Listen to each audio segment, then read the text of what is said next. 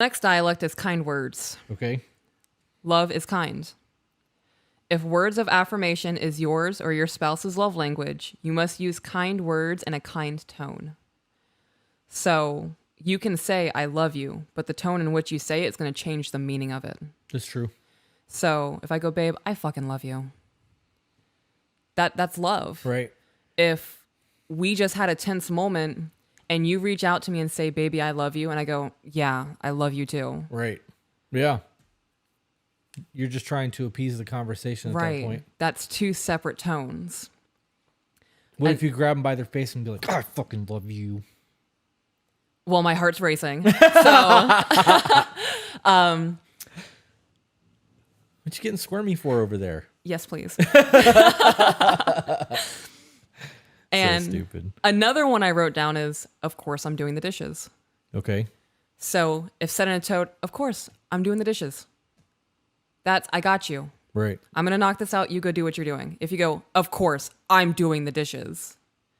That's I can't believe I have to fucking do this again. Right.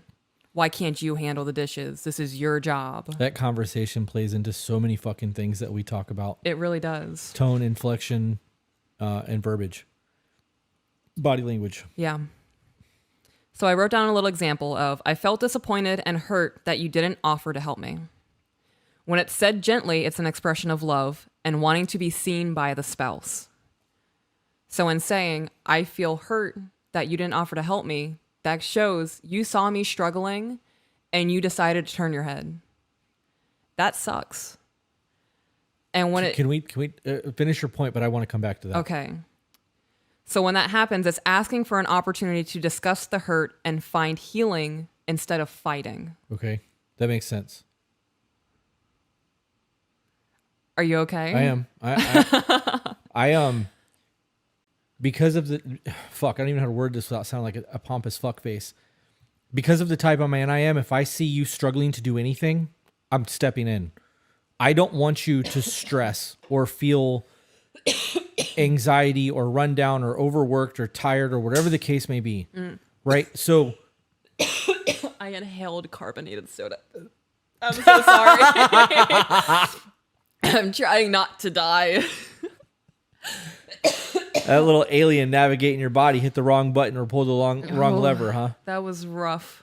But to be or to hear somebody in a marriage have to word something like that because they're struggling and their partner decided to ignore them, or their spouse or whatever decided to ignore them in the moment and just let them struggle, that's not teamwork. It's not. That's not love. That's not intimacy. That's a rejection of love. It is. It fucking is. It's so much easier to do things when you have multiple hands and you have teamwork and help.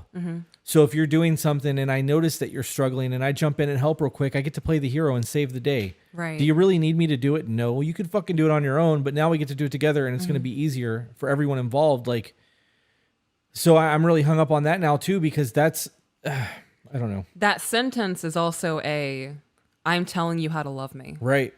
I feel disappointed and hurt. That's a whole nother conversation. Pause, because I want to get into that. Yeah. We got a super chat from James Markle that said, my wife tells me every day, thank you for all you do for our family, but I know you'll be the best motherfucker that ever motherfuckered. I love that. Since I have applied myself harder and went for the bag harder, my income has doubled and our life has skyrocketed. Ooh, it matters. She's right. You are the motherfucker. That the best motherfucker that ever motherfuckered. Ooh. I love that. He's nailing it. Like, she said it and he's like, I'm living up to that. Yeah. I bet he is. I love that for them. Yeah, that's gangster. Get Can you read that last sentence about talking about teaching somebody how to love you? Because Oh, that's not written down. I just thought of that. say it again. Okay. I just thought of that. So that is showing somebody how to love them. When you say, I felt disappointed and hurt that you didn't offer to help me, that gives you the option to love them. Right. So that conversation of wanting to discuss the hurt to find healing instead of fighting is, I was struggling. I thought you could see that I was struggling, and it hurt my feelings that you didn't offer to help me. And then the other person would respond with, I had no idea you were going through that. Right. And emotionally mature person would respond that way. Right. 9 times out of 10, though, it's going to be responded with, well, why didn't you say something? Right. Yeah. And then if it's said with, why didn't you say something? That person then should say, well, I did say I thought you could see I was struggling. So if you couldn't see it, that is on me for not verbalizing it. But going forward, if you see that I'm flustered or I'm running back and forth or I need to tell myself to breathe, those are signals for me subconsciously that I need you to step in and help me. Right. And that comes down to being able to read body language. And the reason that I want to delve into that is because sometimes frustration can appear to be a you problem. Mm-hmm. Like you're feeling frustrated and I'm in the room and I feel like I'm contributing to it somehow. Right. And in some cases, the response for that is to leave the room so that I'm not part of the problem anymore, out of sight, out of mind kind of thing. And in the event that that's happening and you were to go, I'm not mad at you, I need help, I'm frustrated, I'm overwhelmed, whatever, my response is going to be, what can I do to help? Right. And that's how that dialogue needs to happen. Your statement triggered the thought of my criticism thing. Your partner's biggest criticism of you is them asking for what they need the most. You're never fucking here. They miss you. They want to spend more time with you, whether it's a date night or whatever the case may be. They're telling you, they're just wording it wrong. Right. We never do anything. Right. They don't want to sit around the house with you anymore. Right. They want to go out of the house. Yeah. That's important. Right. That's big. And I put in the little blurb of instead of fighting, because that could 100% turn into a fight. When you say, I felt disappointed and hurt that you didn't offer to help me, that is said gently with love. Yeah, it has to be, because you tell somebody that you're disappointed in them, it doesn't matter how you say it. If you were to say, I can't believe you saw me struggling tonight and you did absolutely nothing to help me. I'm your fucking wife. Yeah. Yeah, that's a war zone. That's a war zone. The way that you say things and the tone and the inflection that you use matters. Yep. Yep. A soft answer turns away anger. You're blinking rapidly. This is a lot. Yeah. And you're not wrong. Like that's a profound statement too. Right. Because when I'm going through it and you are soft with me, it instantly turns me down. I could be at an 11, it'll bring me to like a 7 or a 6. And it makes me honestly, it makes my borderline a lot easier to deal with. Yeah. When I'm having a borderline episode and you're gentle and not on that roller coaster with me, I always feel like I'm overreacting. Always. Yeah. And I'm like, oh God, I'm overreacting. And then I have to dial it back because I'm trying to match the energy that you're giving me. And that's a hyper awareness thing on my part. I mean, it has nothing to do with anyone else, but I'm willing to bet that most people would feel that way. Right. And it's got to be done in a non-condescending way, because if you get mad and somebody's like, oh, why are you triggered? Yeah. Right. Okay. Fuck you. There's a difference. You know what I mean? That's, if you were to go, babe, yeah. what's going on? You seem like you're triggered. Yeah. We don't talk to each other like that. What's happening right now? That's totally different than. You hit me with that the other night. I did. Yep. It instantly dialed me the fuck back. Yep. Crazy. Yeah. You've hit me with that a couple of times too. We don't talk to each other like that. That immediately dials me back. Yeah. Because I don't realize I'm going unchecked until you check me. Yeah. Soft. How did you word that? A soft answer turns Soft away answer. anger. Okay. Listen to the anger and what they are saying. Do not seek to defend yourself. Look from their perspective and then express softly your understanding of why they feel this way. So if your partner comes to you and they're super angry and they're like, I can't believe you told Jessica about what happened last week when you and I were in an argument.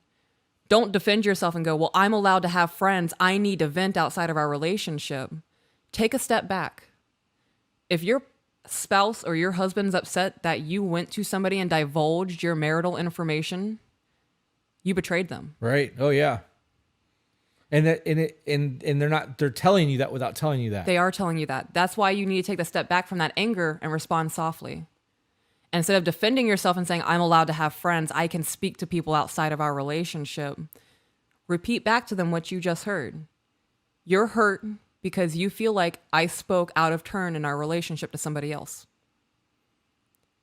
And if they go, yeah, that is how I feel, I'm sorry. And that's all that needs to be said. Yeah, you don't have to have a back and forth. There doesn't have to be a back and forth. And there can also be, I hear you that this bothers you. I won't do that again.